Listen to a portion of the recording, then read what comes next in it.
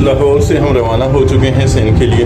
ठीक है, ये आप देख सकते हैं खान साहब का हम लोगों ने जलसा देखा।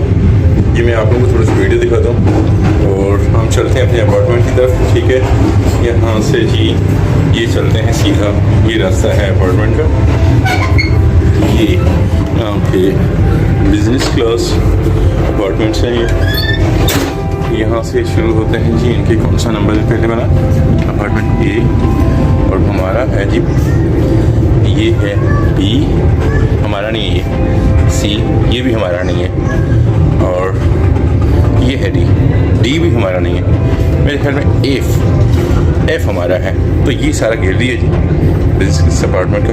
ये यहाँ पे काफ़ी ठंड है यहाँ पे।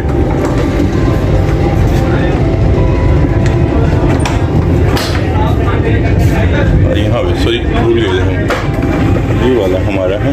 यहाँ पे चलते हैं, ये देखिए आप देख सकते हैं। और ये हम अकेले हैं इसमें, दरवाज़ा बंद करते हैं और अकेले खुशियाँ मनाते हैं। मेरे दोस्त चूँकि आज आना नहीं चाह रहे थे, वो नहीं आए, तो बस आज अकेले ही सफ़र करना पड़ रहा है।